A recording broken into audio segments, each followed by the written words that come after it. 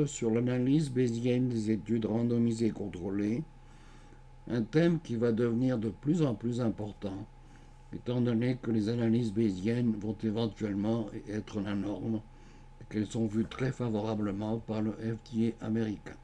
Cette vidéo se veut un complément de la vidéo appelée Adaptive Clinical Trials, que vous pourrez également trouver sur mon site web. Et je recommanderais fortement de voir les deux vidéos car elles sont complémentaires. Alors le plan, c'est de commencer par un peu d'histoire. Comme vous le savez, nul ne peut comprendre une science sans en connaître l'histoire. On va ensuite se réchauffer les neurones en parlant du diagnostic bayésien en général, de l'inévitable pile ou face et de la grande question de la plupart des études randomisées contrôlées, est-ce que A est supérieur à B? Alors, les analyses bayésiennes ont d'abord été découvertes par le révérend Bayes, révérend Thomas Bayes, qui est né environ en 1702. Maintenant, Bayes n'a jamais rien publié.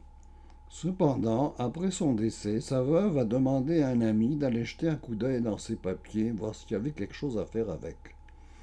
Et cet ami a trouvé tout ça très intéressant et a publié de façon posthume un essai intitulé Sur la manière de résoudre un problème dans la doctrine des risques. Mais il est clair que Bayes lui-même n'avait jamais rien publié. Alors voici l'exemple proposé par Bayes. On suppose une table qui est représentée ici par le carré rouge.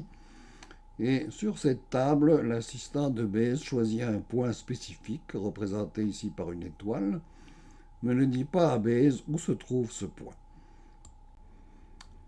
Alors la règle du jeu est la suivante. Bayes va lancer une bille sur la table, représentée ici par un point rouge, et donc cette bille va tomber quelque part au hasard sur la table. Et là, l'assistant doit dire à Bayes, par rapport à la bille, à quel endroit se trouve le point secret. Et ceci doit être répondu de la façon suivante, lequel des cadrans, supérieur gauche, supérieur droit, inférieur gauche, inférieur droit. Alors, dans ce cas-ci, toute l'information que l'assistant transmet au Bayes, c'est que le point secret se trouve dans le carré supérieur droit. Alors, évidemment, le point secret n'a pas bougé, mais la bille est relancée, et dans ce cas-ci, c'est le point jaune. Et l'assistant, va dire à Bayes, ben voilà, maintenant le point secret se trouve dans le carré inférieur gauche. Et la bille est relancée de nouveau, c'est le point bleu, et là l'assistant dit à Bayes, ben là mon point secret se trouve dans le carré inférieur droit. Alors, comme vous pouvez le remarquer, au fur et à mesure que le jeu procède, à chaque lancement de bille, Bayes n'est pas plus avancé quant au endroit où se trouve le point secret, puisque chaque lancement de bille ignore les résultats des jeux antérieurs. Alors, on recommence le jeu, mais cette fois-ci avec une stratégie différente. Alors, le premier lancement de bille, c'est pareil. L'assistant va dire à Bayes, ben voilà, mon point secret se trouve dans le carré supérieur droit. Puis là, la bille va être relancée de nouveau, c'est le point bleu, mais cette fois-ci, l'information obtenue par la première bille n'est pas éliminée, mais gardée. Alors, quand l'assistant dit que le point secret se trouve dans le carré inférieur gauche de la bille bleue, et qu'on garde l'information obtenue avec la bille rouge, on a quand même réduit la zone d'incertitude et l'endroit où peut se trouver la bille est considérablement réduit. Alors la bille est relancée, il s'agit ici de la bille jaune, alors l'assistant dit elle est dans le carré supérieur droit, mais comme l'information antérieure obtenue par les deux autres billes a été gardée, l'aire d'incertitude où peut se trouver la bille est encore une fois considérablement réduite, elle est représentée par le rectangle vert. Et si on continue ainsi de suite, après 5 ou 6 lancers, eh bien, on va pouvoir localiser le site où se trouve la bille avec beaucoup de précision. Le truc, évidemment, ici, c'est de ne pas ignorer l'information obtenue avec les billes antérieures, mais la prendre en considération dans la décision finale. Éventuellement, c'est le grand mathématicien français Pierre-Simon de Laplace qui a développé de façon mathématique les pensées et les réflexions de Bayes. Et Laplace a publié ceci dans un mémoire intitulé La théorie des probabilités n'est au fond que le bon sens réduit au calcul. Alors voici l'équation des statistiques bayésiennes telle que développée par Laplace. Je vous la montre à titre de curiosité, mais vous n'avez pas vraiment besoin de savoir ni de comprendre cette équation qui n'est pas si difficile que ça. Je me privilégie plutôt de vous faire comprendre et de vous donner une vision intuitive de ce que sont les statistiques bayésiennes. Et c'est donc la dernière fois que je vous montre cette formule. Alors, suite à ce préambule et réchauffement initial des neurones, nous allons passer à des exemples d'une analyse bayésienne appliquée à des études randomisées contrôlées. Alors, nous commencerons d'abord par définir les termes du jargon bayésien. Alors, le prior, c'est les données existantes, c'est ce qu'on savait avant l'expérience. Le likelihood, c'est les nouvelles données, c'est-à-dire les résultats de l'expérience que l'on vient de faire. Et le posterior, c'est le résultat bayésien, c'est-à-dire les nouvelles données analysées à la lumière et en prenant en considération les données existantes. Alors, comme on disait tantôt, une étude randomisée contrôlée consiste à comparer A à B, deux traitements différents ou deux méthodes diagnostiques différentes, pour savoir si A est égal, supérieur ou inférieur à B. Alors ici à gauche, nous avons les résultats d'une étude randomisée contrôlée analysée de façon fréquentiste. Les analyses fréquentistes sont tout simplement les analyses que vous faites au jour le jour, c'est-à-dire test de P, intervalle de confiance et ainsi de suite. C'est les statistiques traditionnelles. Alors, dans le diagramme de gauche, nous avons le point 1 qui est un risk ratio égal à 1. Et puis le résultat de notre étude mythique touche juste à peine, la borne inférieure touche à peine le 1. Et donc, on dit que le P est égal à 0,05 et on conclut que A est meilleur que B. Maintenant, sur le graphique de droite, nous avons ce que donnerait la même analyse randomisée contrôlée, analysée de façon bayésienne. Alors, l'important, c'est que l'analyse bayésienne ne donne pas un intervalle de confiance, elle donne une courbe de distribution qu'on appelle l'intervalle crédible. Alors, comme tout à l'heure, 1, c'est un risk ratio de 1, c'est-à-dire un intervalle crédible de 1, c'est-à-dire il n'y a pas de différence. Et on voit que seulement 5% de l'air sous la courbe de l'intervalle crédible se trouve à gauche de 1. Donc, la conclusion bayésienne de cette étude serait, je suis sûr à 95%, l'air sous la courbe à droite, que A est supérieur à B. Alors, si on regarde ces deux résultats, une chose, à mon avis, est très claire. Si vous avez à donner des conseils à un ou une ministre de la Santé, et que vous lui dites, monsieur, madame la ministre, si l'on répète l'expérience 100 fois, dans 95% des cas, le résultat va être dans l'intervalle de confiance. Là, la probabilité est que ce brave homme ou cette brave femme regarde avec des yeux ronds et qu'il n'a rien compris, et je comprends. Par contre, si l'analyse est bayésienne, alors vous pouvez dire à ce distingué politicien, eh bien, monsieur le ministre, je suis sûr à 95% que A est supérieur à B.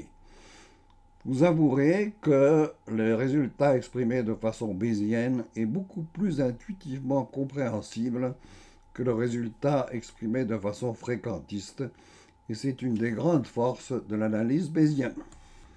Alors, on reprend un exemple d'étude randomisée contrôlée comparée A à B. Si on regarde à gauche le résultat des analyses fréquentistes, on voit que l'intervalle de confiance à gauche dépasse amplement 1, et donc on va conclure que le P est supérieur à 0,05%, et on va dire qu'il y a une différence, mais elle n'est pas statistiquement significative.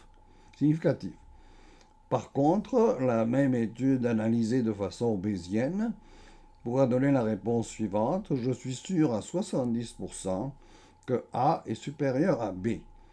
De nouveau, c'est peut-être pas statistiquement significatif, mais le résultat bayésien clairement indique que c'est plus probable que A soit supérieur à B que le contraire. Et donc encore une supériorité dans le transfert de l'information quand on doit instruire les décideurs. Alors maintenant, il est temps de vous donner une couple d'exemples pour, je l'espère, des choses plus claires. Alors le premier exemple est basé sur l'étude Gusto, qui est une très grande étude, peut-être la plus grande étude randomisée contrôlée dans l'histoire de l'humanité, où ils avaient randomisé 30 000 patients par groupe. Un groupe recevait de la streptokinase, c'était le vieux fibrinolytique, et l'autre groupe recevait la TPA, qui était le nouveau fibrinolytique. Et évidemment, comme ils s'attendaient à une petite différence, ils ont fait énormément de patients. Donc 3000 par groupe.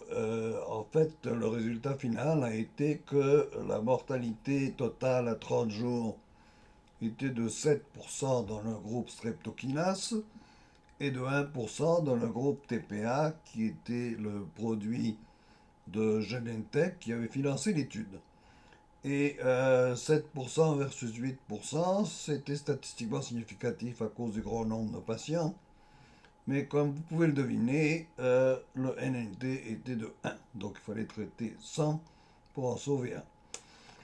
Alors, deux individus, professeur à McGill, pour qui j'ai le plus grand respect, James Brophy et Lawrence Joseph, qui vient de prendre sa retraite, ont regardé l'étude Gusto et ont dit un instant. Peut-être que ça vaudrait la peine de la regarder avec un œil bayésien. Alors, voici les résultats de Gusto tels que ça a été fait. Donc, comme je disais tantôt, la mortalité à 30 jours post-infarctus était de 7,3% dans un groupe, le groupe vieux médicament, streptokinase, et 6,3% dans le nouveau médicament, TPA, à l'époque où la fibrinolyse était la façon de traiter les infarctus. La streptokinase coûtait 300 $ et la TPA coûtait environ 3000 $. Alors, la grande question qu'on s'est tous posée, est-ce qu'un NNT de 1 sur 100 justifie 3000 $ de différence et est-ce que c'est cliniquement significatif? Alors, donc, ça, c'est les résultats de Gusto et Lawrence Joseph et Brophy se sont dit, ben, un instant là. Avant Gusto, il y a eu l'étude de JC2 et l'étude ISIS-3 qui avait été faite en Europe. Et ces deux études avaient la même raison d'être, c'est-à-dire de montrer la supériorité de la TPA sur la streptokinase, mais elles n'avaient pas été cliniquement significatives.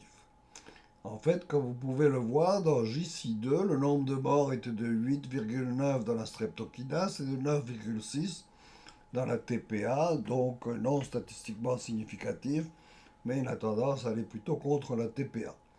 Dans ISIS-3, 13 000 patients par groupe, un peu la même chose, 10,6% de morts sur la streptokinase et 10,3% chez la TPA. Et donc, avant Gusto, on a eu deux études négatives, JC2 et ISIS-3, de 10 et 13 000 patients. Et c'est pour ça que Gusto a été fait, parce que la compagnie a joué le tout pour le tout, et ils ont fait une énorme étude. Et si Gusto n'avait pas été positif, eh ben, la TPA était morte. Mais ça donnait un 0,01. Alors, James et Lawrence ont dit, oui, mais un instant, là vous regardez Gusto dans l'isolement. Vous regardez Gusto comme si c'était la seule observation. Nous, on propose de voir ça de façon bayésienne, Donc, avant Gusto, il y avait les formations données par JC2 et ISIS-3, c'est le prior, et Gusto constitue le likelihood, la nouvelle information. Alors, ils se sont dit, analysons ça de façon bayésienne. Alors, vous pouvez voir ici, sans nécessairement entrer dans les détails, que si on utilise cette information de façon bayésienne, eh bien, la probabilité que TPA soit supérieure, en regardant les espaces sous la courbe de likelihood, est de 30%, et la probabilité que la streptokinase soit supérieure, c'est sur 70%. Donc, en prenant en considération les deux grandes études antérieures et ensuite ajouter Gusto à cette information, le résultat n'est pas du tout le même que si on regarde Gusto tout seul. Et donc, l'analyse bayésienne renversait les conclusions à laquelle était Gusto quand analysé de façon fréquentiste et tout seul. Alors, l'exemple suivant concerne l'étude Freedom, Strategies for Multivessel Revascularization in Patients with Diabetes, qui a été publiée dans le New England. Et comme le titre l'indique, il s'agissait de comparer la chirurgie coronarienne au PCI. Alors, le résultat de l'étude a été que le risque relatif était de 0,63 en faveur de la chirurgie coronarienne et ça donnait un P de 0,049. Mais, étant donné qu'ils avaient fait des analyses intérimaires, et pour cela je peux vous reporter à ma vidéo sur les analyses intérimaires, il a fallu ajuster le P et donc le P critique était de 0,044. Ce qui fait que le P obtenu par PCI CAB, par Freedom, n'atteignait pas la zone prévue du P qui devenait statistiquement significatif, puisqu'ils ont observé 0,049, alors qu'il fallait que ce soit en dessous de 0,044. Ils se sont donc sentis forcés de conclure que le résultat n'était pas significatif. Et suite à ça, les lignes directrices ont cité l'étude en question comme suit.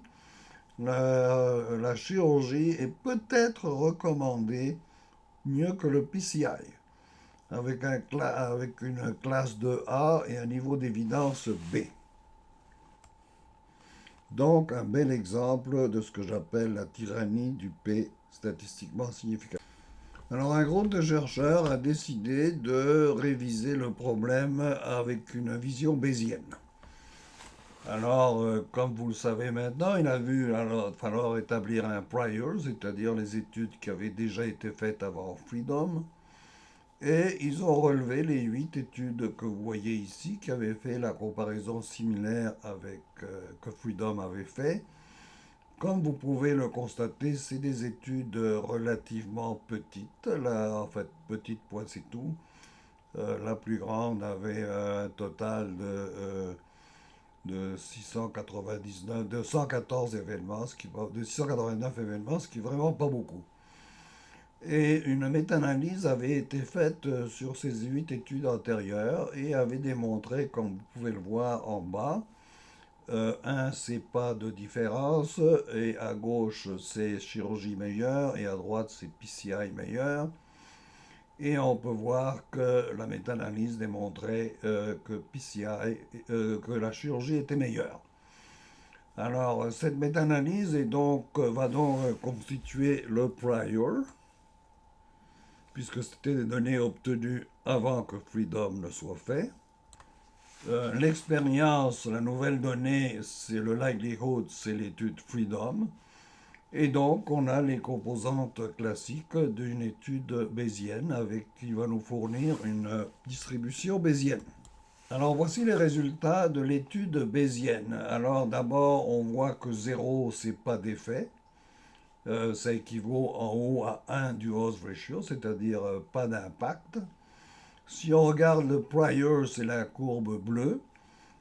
Donc la courbe bleue toute l'air sous la courbe est à gauche, c'est-à-dire chirurgie meilleure.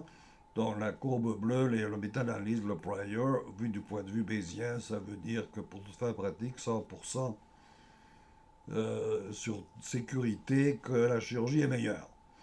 Ensuite, la courbe rouge, c'est le likelihood, donc freedom. Et vous voyez que freedom est quand même un petit peu plus à droite que la méta-analyse, mais reste quand même beaucoup, clairement à gauche du zéro.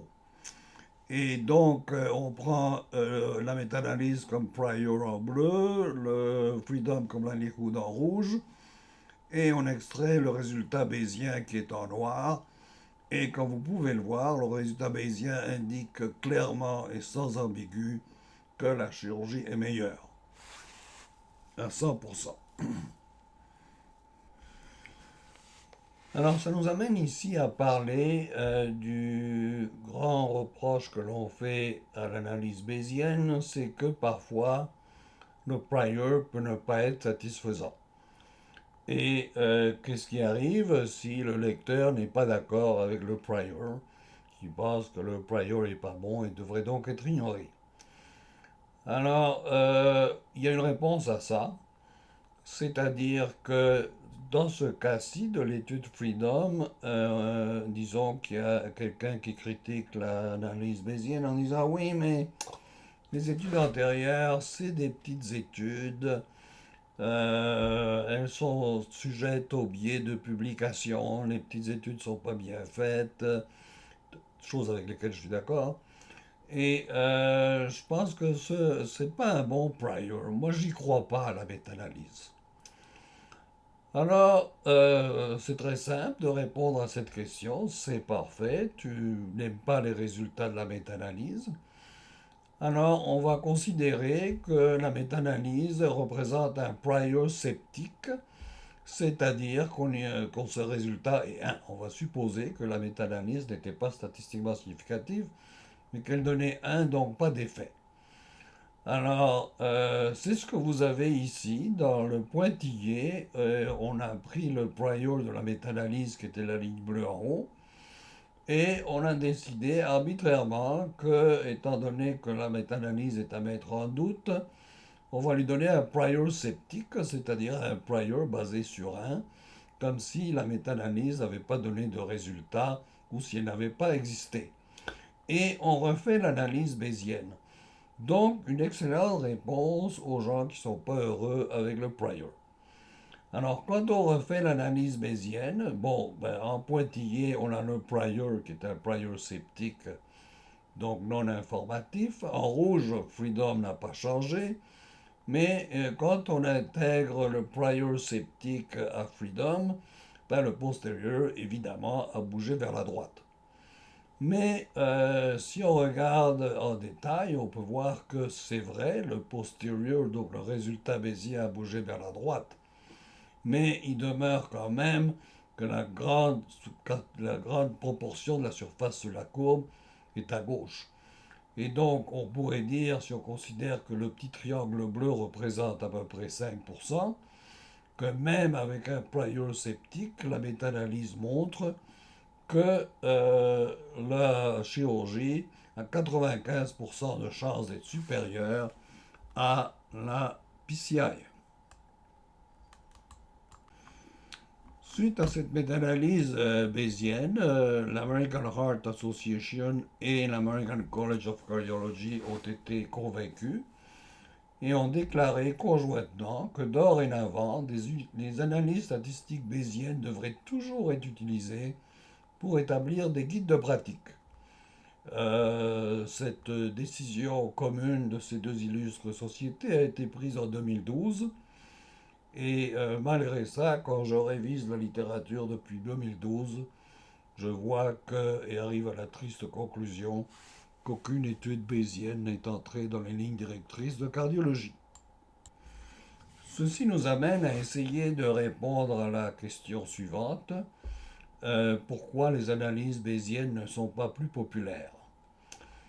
Alors, ma réponse, et tout le monde n'est pas nécessairement d'accord, c'est que le problème, c'est que c'est pas aussi facile qu'une analyse fréquentiste standard. Pour vraiment faire correctement une analyse bayésienne, ça prend une connaissance approfondie du calcul différentiel, la capacité de penser en logarithme Et un problème majeur, c'est qu'il n'y a pas de logiciel amical qui permette de faire des études, des analyses bayésiennes.